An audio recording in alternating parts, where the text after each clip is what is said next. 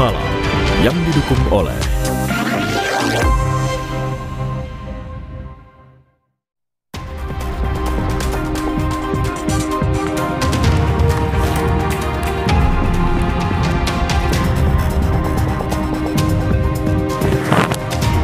TNI dan Polri gelar patroli gabungan di sejumlah wilayah memastikan situasi tetap aman pasca demo beberapa hari terakhir.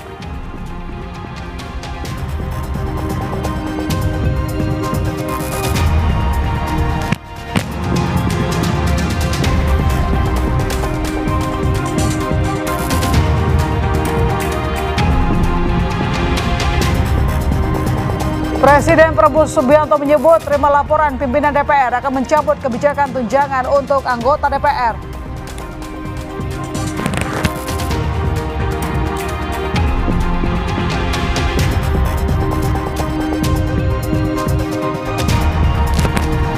Politisi Eko Patrio, Uya Kuya, dan Navarubah dinonaktifkan dari DPR RI setelah meminta maaf imbas tindakan dan pernyataannya beberapa waktu lalu.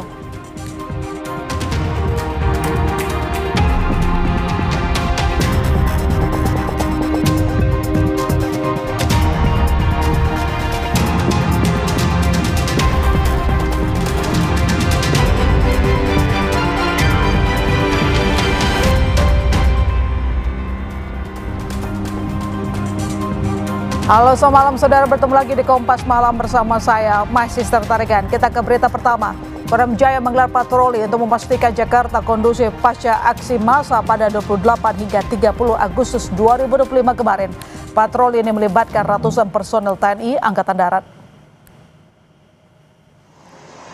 Titik-titik patroli akan difokuskan di gedung-gedung pemerintahan dan fasilitas umum di seluruh Jakarta. Patroli ini akan digelar rutin dan mengedepankan pendekatan humanis dan tertib.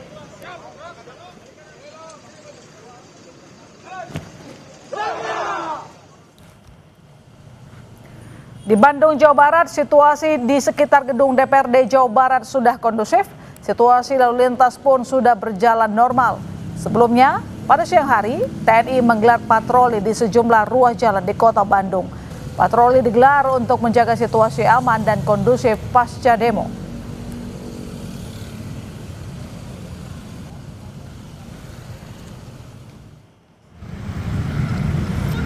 Malam ini situasi di sekitar Gedung Negara Geraha di Surabaya, Jawa Timur berlangsung normal. Sejumlah warga beraktivitas dan begadang leluas berjualan. Masyarakat beraktivitas seperti biasa, meski begitu petugas gabungan masih berjaga di area Gedung Gerahadi. Sebelumnya, petugas gabungan melakukan patroli skala besar keliling kota Surabaya untuk memastikan keamanan kota setelah demonstrasi Sabtu 30 Agustus.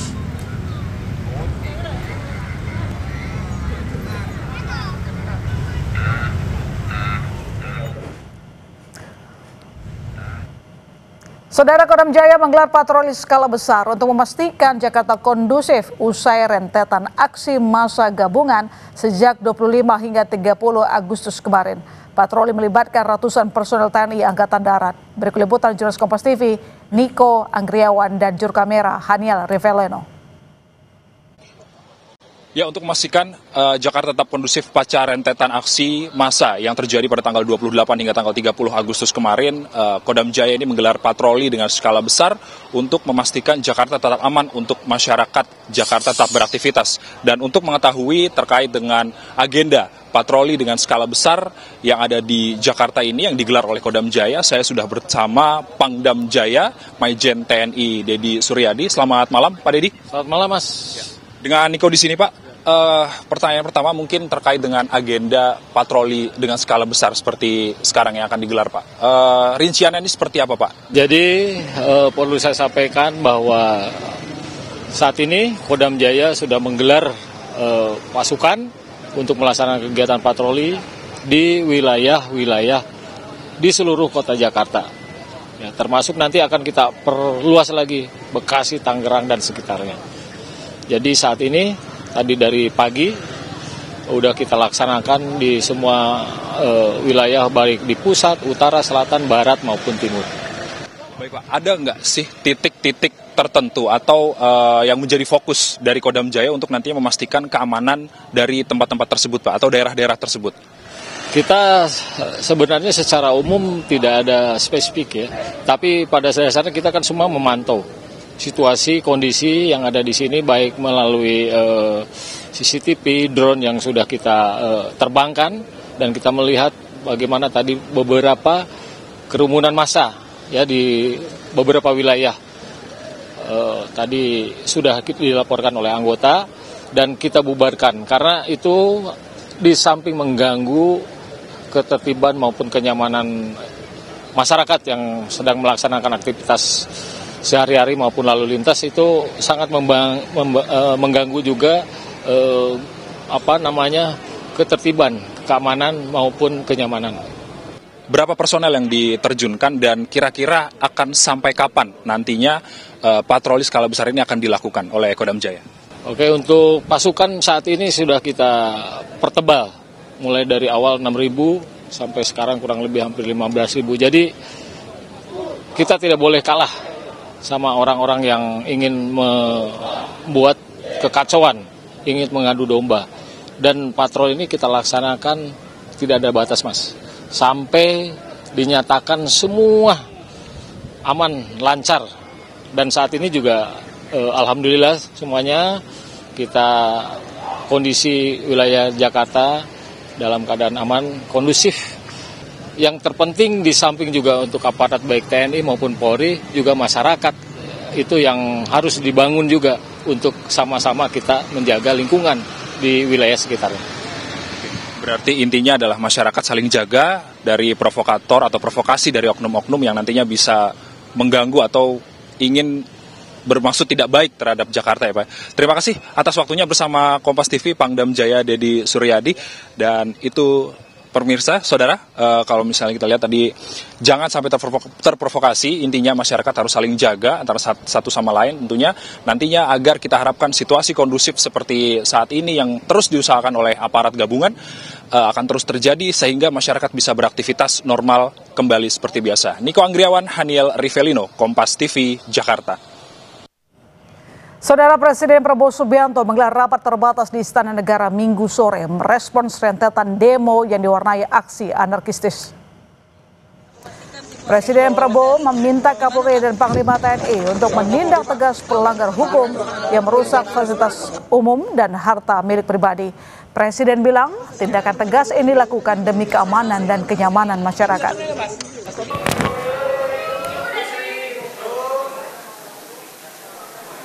Beliau telah menugaskan kepada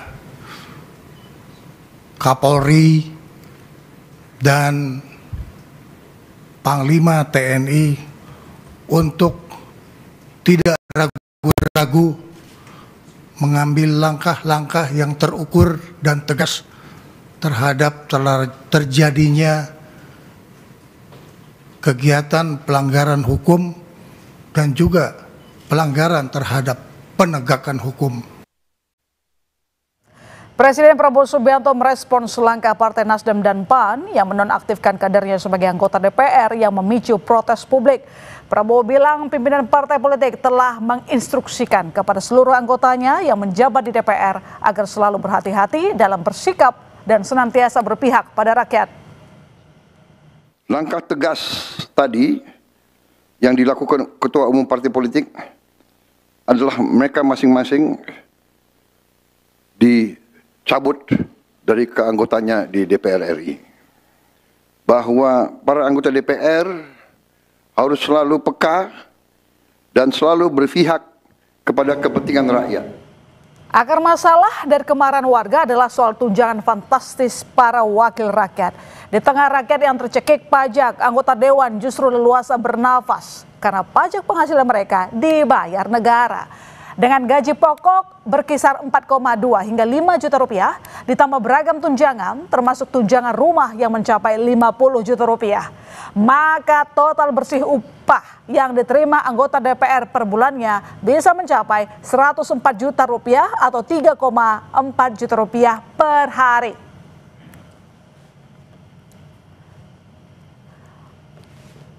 Untuk mengetahui kondisi terkini dari Istana Merdeka Jakarta sudah bergabung bersama kami jurnalis Kompas TV Alfania Rizky dan juru kamera Veriska Immanuel. Selamat malam Alfa. Apa saja yang diagendakan pada rapat kabinet di Istana sore ini? Selamat malam, my sister dan juga saudara. Pada tadi sore sidang kabinet paripurna yang diselenggarakan di Istana Kepresidenan Jakarta atau tepatnya di kantor Presiden ini membahas terkait dengan situasi terkini di Indonesia yang kemudian eskalasinya meningkat sejak tanggal 25 Agustus 2025 lalu. Fokus terhadap keamanan, arahan Presiden Prabowo Subianto tepatnya membahas bagaimana tugas dari aparat penegak hukum dalam menangani situasi terkini yang terjadi di Indonesia, khususnya di ibu kota Jakarta. Karena mengingat kalau biasanya sidang kabinet ini ada paparan yang diberikan oleh masing-masing menteri, tapi hari ini nampaknya Presiden Prabowo Subianto hanya ingin memberikan arahan terkait dengan penanganan keamanan di ibu kota dan khususnya di Indonesia secara keseluruhan. Tadi disampaikan langsung oleh Menteri Pertahanan Syafri Samsudin bahwa Presiden meminta dan memberikan karpet merah kepada aparat penegak hukum untuk mengambil langkah tegas dan terukur ketika ada pelanggar-pelanggar yang kemudian melakukan pelanggaran secara hukum, baik itu kriminal, kemudian pengerusakan fasilitas umum, kemudian tadi juga disebutkan apabila ada pihak-pihak yang ingin merusak rumah pribadi, baik itu milik pejabat maupun milik masyarakat umum, ini akan ditindak secara tegas atau secara hukum oleh aparat penegak hukum. Tetapi kemudian yang menjadi pertanyaan, bagaimana untuk membatasi tindakan atau langkah yang diambil oleh aparat penegak hukum yang secara tegas dan terukur? Apa batasannya? Karena kalau kita mengingat kemarin bahwa kemarahan publik dipicu oleh adanya pelanggaran yang dilakukan oleh aparat penegak hukum ketika kemudian merenggut korban yaitu Afan Kurniawan. Ini yang kemudian harus diperhitungkan oleh pemerintah dalam menangani situasi keamanan di Indonesia ke depannya. Karena kalau mendengarkan pernyataan dari Presiden Prabowo Subianto pada siang tadi setelah bertemu dengan Ketua Parpol dan juga Kepala Lembaga DPR dan MPR, Presiden Prabowo Subianto menegaskan agar semua penegak hukum ini mengambil langkah yang tegas tetapi juga tenang dan tidak melanggar hukum. Hal ini yang kemudian harus juga diperhatikan baik itu oleh Kapolri dan juga Panglima TNI ketika mengerahkan pasukannya melakukan pengamanan di Indonesia. Selain itu juga Presiden menegaskan akan menghapus atau mencabut tunjangan anggota DPR yang menjadi akar masalah dari unjuk rasa yang terjadi sejak tanggal 25 Agustus tahun 2025 lalu. Tentu saja juga melakukan penangguhan atau moratorium terhadap tunjangan perjalanan dinas ke luar negeri. Tapi yang juga menjadi berita baik, semoga saja, yaitu terkait dengan pencabutan keanggotaan dari anggota partai yang kemudian kemarin memberikan, maksud saya anggota parlemen yang kemarin memberikan keterangan-keterangan kontroversial dan kemudian menyakiti hati rakyat Indonesia dan memicu kemarahan publik yang lebih luas lagi terkait dengan tunjangan DPR yang semakin fantastis. Ini kemudiannya juga ditunggu oleh publik seperti apa realisasinya ke depan, karena tidak hanya harapan saja, kita butuh realisasi. Baik, terima kasih Alfania Rizky atas laporan Anda. Kami akan tunggu update-nya lagi dan semoga aksi besok bisa lebih damai setelah Presiden Prabowo Subianto memberikan jaminan keamanan. Terima kasih Alfa, selamat malam. Saudara, Presiden Prabowo Subianto meminta pimpinan DPR RI untuk mengundang tokoh masyarakat dan mahasiswa untuk berdialog bersama dan mendengar aspirasi mereka. Prabowo menyebut aspirasi rakyat harus didengar dan dihormati. Aspirasi pasti ditindaklanjuti pemerintah.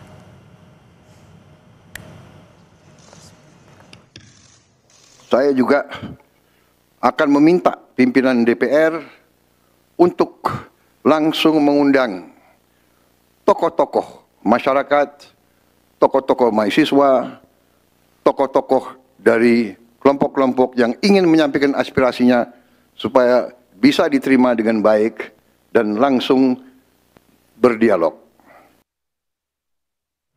Merespons perkembangan situasi di tanah air saat ini, Sivitas Akademika Universitas Indonesia menyerukan agar masyarakat tetap tenang dan menahan diri. Sivitas Akademika Universitas Indonesia juga aspirasi disampaikan dengan cara baik dan tidak anarkistis. Sivitas Akademika UI juga meminta negara ikut berperan dalam meredam konflik dan menegakkan hukum tanpa pandang bulu. Dalam pernyataan tertulisnya, Rektor Universitas Indonesia Heri Hermansyah menghimbau agar masyarakat tenang dan menahan diri, meminta seluruh masyarakat agar bisa menyampaikan aspirasinya dengan baik, serta mencegah terjadinya penjarahan dan perusakan. UI meminta tindakan tegas dan penegakan hukum yang dilakukan tanpa tebang pilih untuk mengembalikan kepercayaan publik.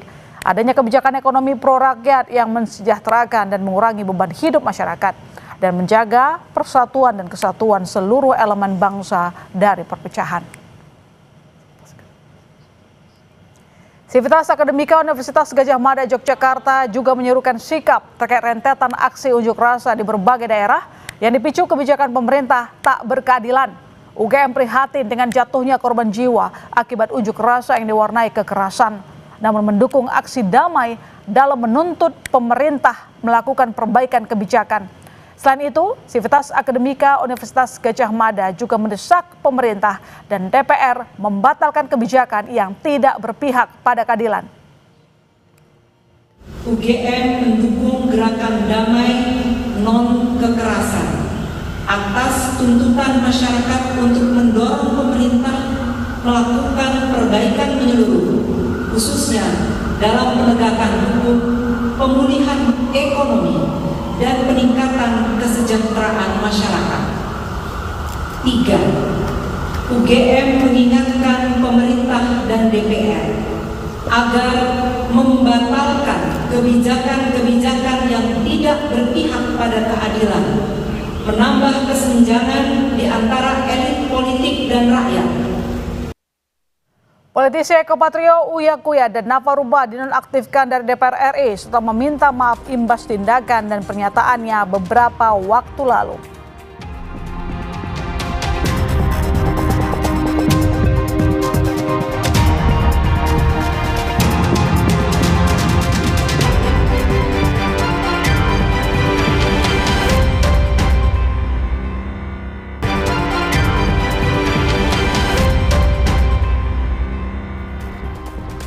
Gaya komunikasi DPR yang dinilai arogan memantik reaksi keras dari publik. Gelombang unjuk rasa pecah hingga rakyat jadi korban.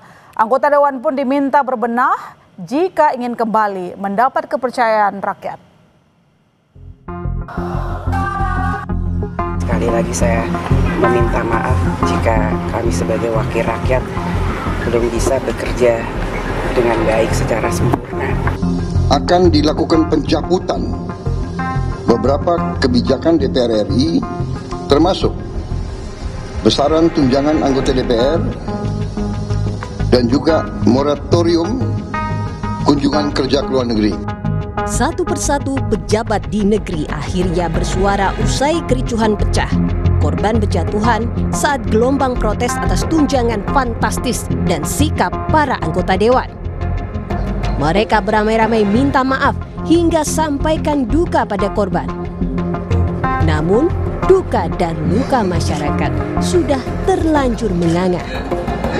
Semua dipicu tunjangan jumbo wakil rakyat di tengah impitan ekonomi masyarakat. Amarah publik makin menjadi saat gaya komunikasi elit nirempati gagal memahami persoalan rakyat. DPR yang seharusnya jadi rumah rakyat menjelma jadi sasaran kemarahan rakyat. Gelombang unjuk rasa pecah tak hanya di ibu kota namun juga di daerah. Fasilitas umum dirusak. Korban jiwa berjatuhan. Afwan Kurniawan, seorang pengemudi ojol, tewas karena ditabrak rantis polisi. Tak hanya Afwan, 3 orang juga tewas saat kericuhan pecah di gedung DPRD Kota Makassar. Sejumlah tokoh masyarakat pun turun gunung. Wakil Presiden ke-10 dan ke-12 RI Yusuf Kala berpesan kepada anggota DPR dan para pejabat untuk berhati-hati dalam ucapan dan tindakan karena bisa menimbulkan kemarahan publik. Masalah begini akan berjumpa akibat panjang. Kita memahami itu bahwa kita semua akan kena masalah. Dan tentunya bagi para pejabat, para anggota DPR untuk menahan diri menjadi pelajaran yang besar. Jangan bicara asal-asal dan jangan menghina masyarakat juga. Ini semua yang menjadi penyebab daripada masalah. Sejumlah sivitas perguruan tinggi pun bersuara mengingatkan penguasa mendengarkan nurani, lebih peka persoalan rakyat.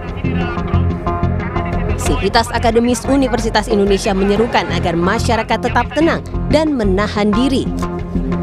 Rektor Universitas Indonesia Heri Hermansyah meminta tindakan tegas dan penegakan hukum yang dilakukan tanpa tebang pilih untuk mengembalikan kepercayaan publik. Sikap yang sama juga dilakukan Sivitas Akademika Universitas Gadjah Mada yang desak pemerintah dan DPR membatalkan kebijakan yang tidak berpihak pada keadilan. UGM mengingatkan pemerintah dan DPR agar membatalkan kebijakan-kebijakan yang tidak berpihak pada keadilan, menambah kesenjangan di antara elit politik dan rakyat. Gelombang unjuk rasa dan tewasnya seorang pengemudi ojol ini semestinya jadi alarm genting bagi para pejabat untuk peka, mendengar, dan berpihak pada rakyat. Wakil rakyat tak seharusnya berpaling dari rakyat kecil. Tim Liputan Kompas TV. Menko Polhukam periode 2019-2024 Mahfud MD menyebut kerap muncul penyusup dalam sebuah aksi demonstrasi yang bisa memprovokasi massa hingga berujung kericuhan. Mahfud menyebut kemunculan penyusup dalam sebuah aksi demonstrasi karena ada pihak yang ingin mengambil keuntungan dengan timbulnya kekacauan. Tetapi juga jangan nutup mata, di kalangan pengunjuk rasa sering ada penyusup-penyusup yang melakukan kekisruhan, keributan. Sehingga kedua pihak harus sama-sama waspadalah ketika akan melayani, untuk aparat yang akan melayani atau mengawasi aksi-aksi untuk menyampaikan pendapat, dan untuk masyarakat yang ingin menyampaikan pendapat atau unjuk rasa, itu supaya juga hati-hati, jangan sampai terprovokasi oleh penyusupan. Oke. Itu aja sebenarnya. Untuk mengulas tentang gaya komunikasi pejabat yang diminta berbenah dan lebih peka pada rakyat, kita sudah terhubung dengan Guru Besar Komunikasi Politik UIN Jakarta, Prof. Gun Gun Herianto. Selamat malam, Prof. Selamat malam, Mbak My Sister. Ya, Prof, satu persatu elit politik dan pejabat negara bersuara, tapi komunikasi pejabat yang nirempati terlanjur memicu kegaduhan. Bisa meredam situasi ke depan? Iya, akan bergantung pada pola komunikasi yang dibangun. Ya, ini pelajaran sangat baik sekali dari mereka yang kemudian bermasalah, supaya tidak terulang di masa mendatang, bahwa sensitivitas retoris ya dari pejabat politik baik di legislatif maupun di eksekutif itu sangat perlu dan signifikan perannya. Ini kan ada basis persoalan mendasar, My Sister, yaitu soal ketidakadilan, ketidakpastian, ketidaknyamanan yang berlangsung di tengah masyarakat, dan itu membentuk gap ya komunikasi. Dan itu kemudian seperti disiram ya oleh bensin, api yang membara itu dengan pernyataan yang menurut saya tidak sensitif, sekaligus kehilangan logiknya. Ya, kan ada yang bilang misalnya dengan diksi yang tidak pantas disampaikan di muka publik, sekaligus narasi tentang kebijakan yang tidak nyambung. Misalnya soal kenaikan tunjangan, harusnya kan jelas ya dari aspek legalnya sampai kemudian pemahamannya, dan itu kemudian tidak bisa disampaikan oleh anggota DPR yang kemudian menyampaikan itu ke khalayak luas, sehingga kemudian memantik kemarahan. Dan ini sebenarnya hanya trigger ya dari sekian peristiwa yang sebenarnya sudah berlangsung lama, yaitu soal ketidakadilan, ketidaknyamanan, ketidakpastian yang seharusnya difasilitasi oleh pola komunikasi yang lebih produktif dan sensitif. ada akumulasi kemarahan lalu kemudian dipancing lagi sama legislatifnya sehingga membuat rakyat marah, merasa disakiti gitu ya Prof? Iya, sebenarnya kalau mau jujur bukan hanya dari legislatif, tapi juga beberapa pejabat di eksekutif, ya menteri, ya kemudian juga ya kepala PCO dan lain-lain. Ya ini kan sebenarnya kumulatif. Jadi waktunya untuk berbenah soal bagaimana memastikan komunikasi publik dari pemerintah dan legislatif itu bukan di peran pinggiran, tapi harusnya di arus utama. Karena hampir seluruh negara demokrasi tidak akan sukses kalau kebijakan tidak difasilitasi oleh komunikasi kebijakan yang baik. Ya, seperti yang Anda bilang, Prof, komunikasi ini kan adalah persoalan yang mendasar. Tapi kalau yang seperti Anda bilang juga tadi, komunikasi elit sama respons persoalan terus picu kontroversi, legislatif maupun eksekutif. Mereka ini kan corongnya untuk sosialisasi kebijakan supaya sampai ke publik. Jadi apa yang bisa kita tangkap di sini? Kenapa gaya komunikasinya justru bikin gaduh, Prof? Menurut saya ini karena ketiadaan ya basis knowledge ya terkait dengan protokol komunikasi di level tinggi ya. Dalam konteks ini adalah legislatif dan eksekutif itu kan sudah struktur politik. Sementara dalam konteks bingkai negara demokrasi itu kan ada 5 elemen infrastruktur lain yang harus diajak berkomunikasi bersama-sama, yaitu partai politik, kelompok kepentingan, kelompok penekan, media, dan tokoh-tokoh di tengah masyarakat atau figur ya. Dan ini kemudian keterbukaan dalam membuka ruang-ruang dialog formal maupun informal itu justru diperlukan. Kalau semata-mata misalnya kebijakan dieksekusi kemudian disosialisasikan lewat media tanpa kemudian ada komunikasi deliberatif ya, komunikasi yang kemudian memberi ruang partisipasi untuk kemudian sama-sama menjadikan itu kepemilikan bersama atau punya sense of belonging terhadap isu itu, tentu berbeda, ada trust di situ. Nah ini persoalannya nggak ada trust, tambah menurut saya ada persoalan yang serius yaitu soal arogansi. Ini yang disebut bukan semata-mata sensitivitas retoris, tapi ada noble self, merasa diri paling hebat. Dan ini kemudian bagi aspek komunikator ini sangat menjadi persoalan ketika ada situasi tidak nyaman, tidak pasti, tambah ada noble self dari aktor yang melakukan proses komunikasi dan akhirnya kemudian terjadilah peristiwa-peristiwa yang tidak kita inginkan. Karena apa? Logika publik ya kadang-kadang kan beragam ya, ekspresinya juga beragam sehingga kemudian ada kemarahan yang difasilitasi, apalagi kemudian muncul banyak free rider di situ. Artinya komunikasi yang buruk didasari dari ketidakpekaan melihat masalah. Itu poinnya, Prof. Persis ya, itu yang masih saya sampaikan. Kepekaan itu sangat penting karena tanpa kepekaan kita tidak akan pernah bisa melihat persoalan utamanya. Akibat apa? Selalu perspektifnya dibangun atas perspektif dirinya. Iya, padahal kepekaan itu modal menjadi pemimpin, menjadi orang yang mewakili suara rakyat, gitu kan, Prof? Iya, dan di situ kan letak substansi wakil rakyat. Letak substansi mandat rakyat juga bagi eksekutif ya, mereka dipilih dari pemilu yang salah satu prinsip kontestasi elektoral itu adalah representativeness. Oleh karena itu maka ketika misalnya mereka mewakili rakyat di DPR dan mengemban mandat kuasa rakyat di eksekutif ya, itu maka kebutuhannya adalah mendengar ragam aspirasi yang muncul di tengah masyarakat sekaligus ya, bukan hanya mendengar tapi juga mengartikulasikannya, mengeksekusi di ragam kebijakan yang tidak hanya terjebak pada formalisme dramaturgi seremonial. Ya dramaturgi seremonial ya cukup dengan retorika, cukup dengan drama-drama joget begitu ya, sementara substansi kebijakan yang kemudian pro rakyat itu harus dibangun dari nalar yang kemudian berbasis pada bukti, dan evidence base itu menjadi kertas kebijakan yang lazim di negara-negara maju yang kemudian demokrasinya menguat begitu. Ya, lalu kalau kejadiannya sudah seperti ini, apa yang harus dibenahi para pejabat untuk mengembalikan kepercayaan publik, Prof? Apakah dengan tadi menonaktifkan anggota parlemen sudah cukup menenangkan publik? Singkat saja. Ya, menurut saya ada 3 yang harus dilakukan. Yang pertama, itu mereka yang kemudian merasa bertanggung jawab atas peristiwa kumulatif kemarin, baiknya memang mundur kalau di DPR, di PAW, begitu ya. Kalau di eksekutif, mundur digantikan oleh pejabat lainnya. Yang ada hope, yang masih ada hope. Kemudian yang kedua, ada tindak lanjut dari pernyataan Presiden ya. Contohnya misalnya bagaimana moratorium kunker, termasuk juga menindaklanjuti kasus Afan Kurniawan. Itu harus clear, konkret, dan bukan hanya pada Afan, tapi pada seluruh rangkaian peristiwa kekerasan yang terjadi di situ. Dan jangan seperti kemarin ya, Prof, seakan-akan semua menghilang ketika rakyatnya datang ke gedung DPR, WFH lagi. Iya, dan terakhir menurut saya penting juga untuk mengingatkan ini non-violent movement. Jadi gerakan itu harus anti kekerasan. Jadi negara berkeadaban itu basisnya adalah tanpa kekerasan. Jadi kalau kemudian sekarang ada kemudian resonansi soal kekerasan, baiknya memang dihindari karena apa? Ya jelas kan pesannya sudah sampai bahwa ini ada ketidakadilan yang harus ditindaklanjuti bukan hanya oleh legislatif tapi juga oleh eksekutif.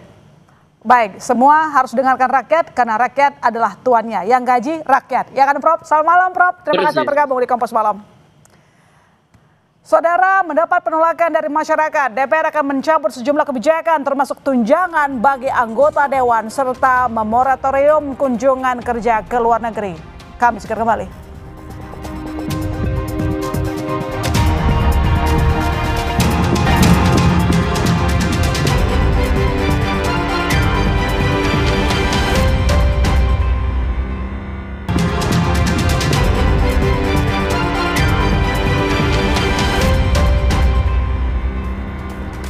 Saudara, di Bandung, Jawa Barat, situasi di sekitar gedung DPRD Jawa Barat sudah kondusif. Situasi lalu lintas pun sudah berjalan normal. Sebelumnya pada siang hari, TNI menggelar patroli di sejumlah ruas jalan di Kota Bandung. Patroli digelar untuk menjaga situasi aman dan kondusif pasca demo.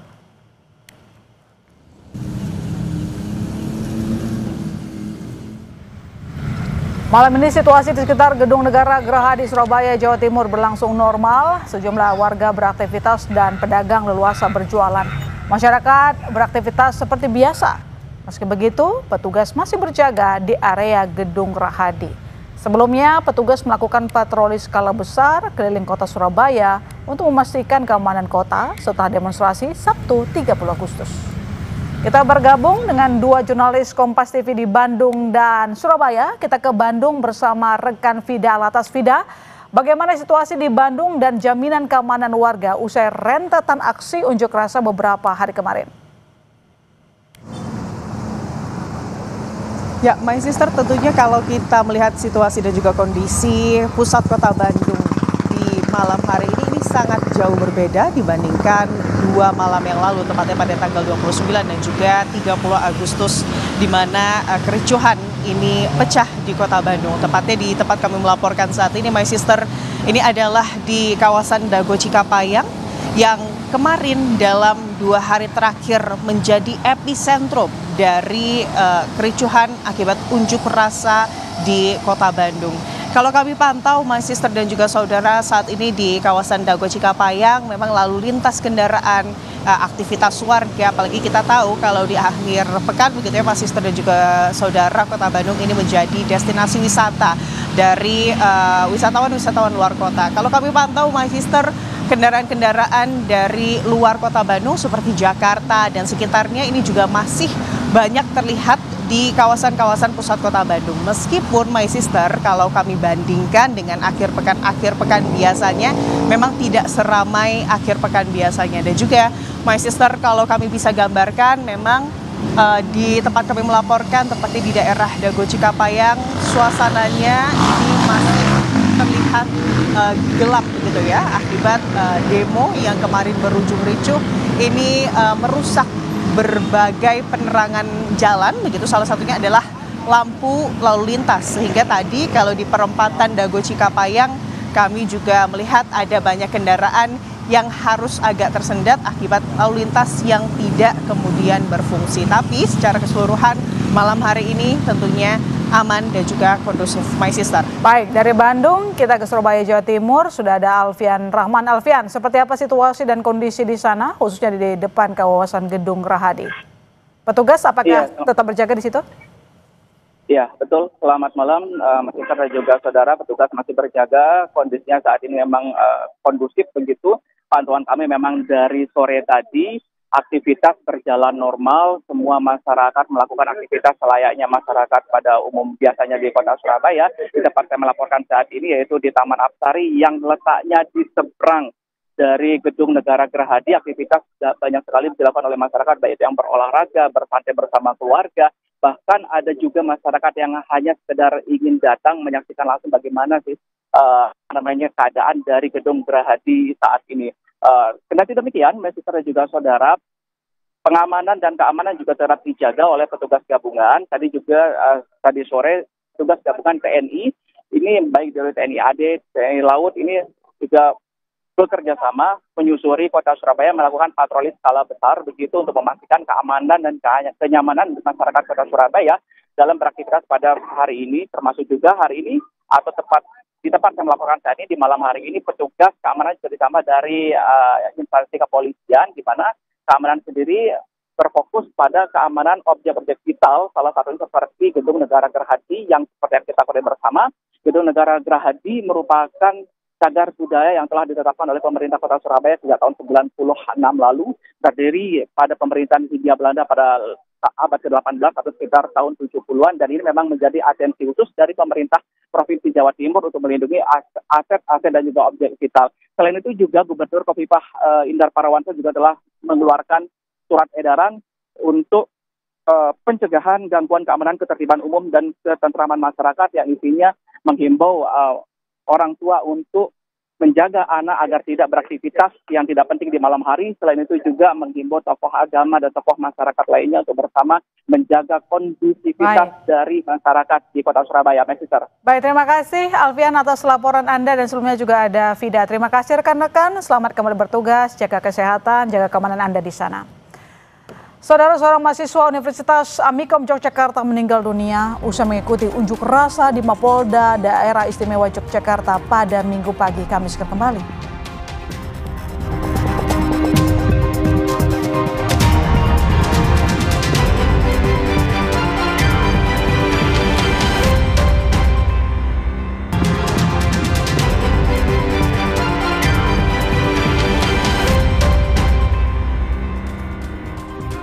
Saudara, seorang mahasiswa Universitas Amikom Yogyakarta meninggal dunia usai mengikuti unjuk rasa di Mapolda DIY pada Minggu pagi. Suasana duka menyelimuti keluarga saat jenazah Reza Sendi Pratama tiba di kediamannya. Korban terjatuh dari motornya diduga karena terkena tembakan gas air mata. Korban yang merupakan mahasiswa Universitas Amikom Yogyakarta sempat dilarikan ke rumah sakit Sarjito oleh polisi, namun nyawanya tak tertolong. Sementara pihak kampus meminta kepolisian menjelaskan peristiwa yang menyebabkan korban tewas. Ada penjelasan karena setelah apa gitu mengikuti apa gitu? Ya itu tadi keterangannya dari si yang ngantar itu kan ada itu aksi demo yang di sana itu. Mungkin dari kesaksian teman-temannya. Belum, ini saya itu nyari yang ini cuma belum ketemu anaknya yang semalam ngajak ngopi di dekat tugu. Ya, harapan kami tentunya meskipun ini mahasiswa, mungkin juga sebagai mahasiswa Amikom ya, sebagai mahasiswa Amikom, harapannya adalah pihak kepolisian mungkin bisa memberikan informasi yang lengkap kepada kami peristiwa yang terjadi seperti apa. Kodam Jaya menggelar patroli untuk memastikan Jakarta kondusif pasca aksi massa pada 28 hingga 30 Agustus 2025 kemarin. Patroli ini melibatkan ratusan personel TNI Angkatan Darat. Titik-titik patroli akan difokuskan di gedung-gedung pemerintahan dan fasilitas umum di seluruh Jakarta. Patroli ini akan digelar rutin dan mengedepankan pendekatan humanis dan tertib.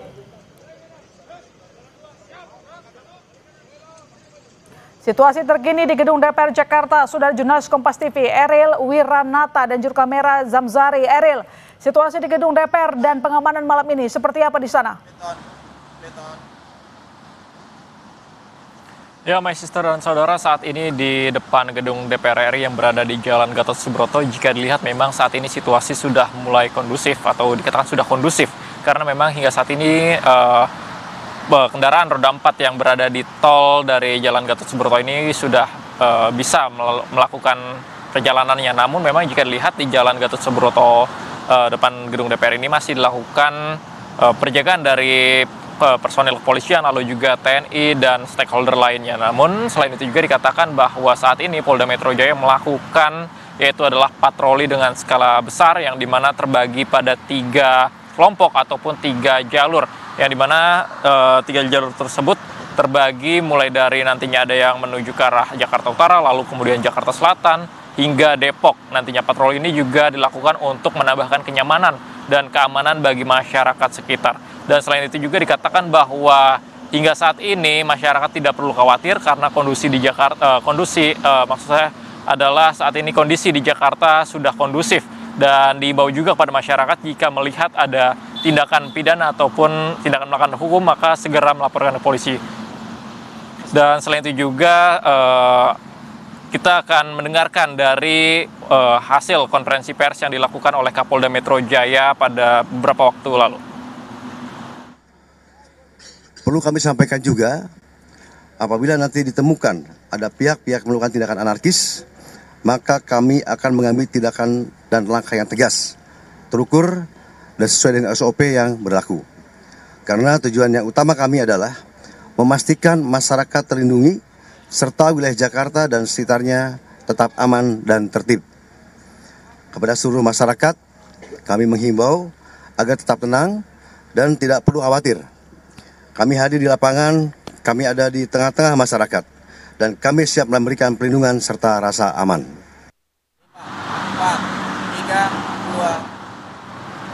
3, 2. My Sister, berikut merupakan dari konferensi pers yang diberikan oleh Kapolda Metro Jaya. My Sister.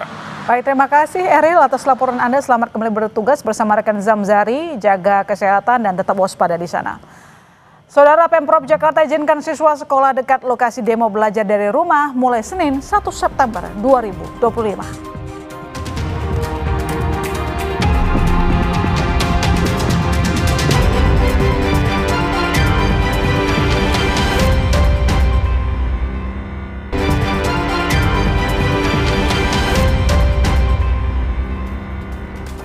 Pemprov Jakarta izinkan siswa sekolah dekat lokasi demo belajar dari rumah mulai Senin 1 September 2025.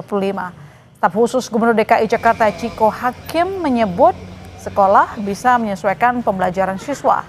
Kepala sekolah diminta melakukan pendampingan dan pengawasan pembelajaran jarak jauh serta menyiapkan alternatif jika terjadi kendala dengan koordinasi ke suku dinas atau dinas pendidikan.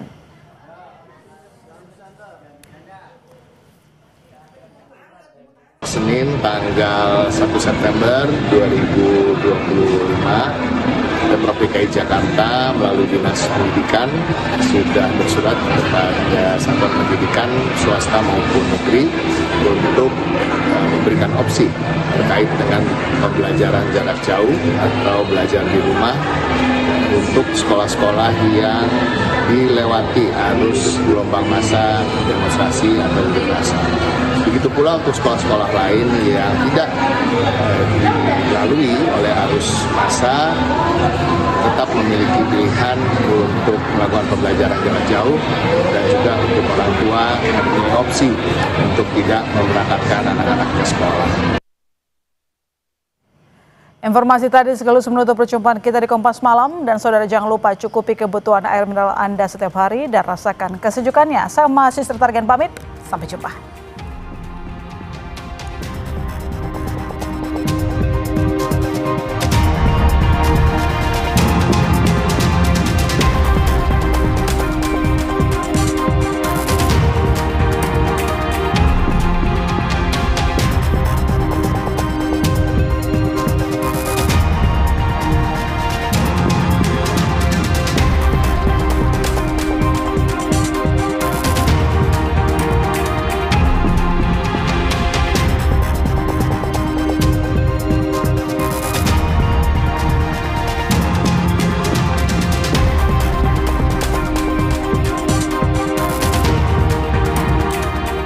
Terima kasih Anda telah menyaksikan Kompas Malam.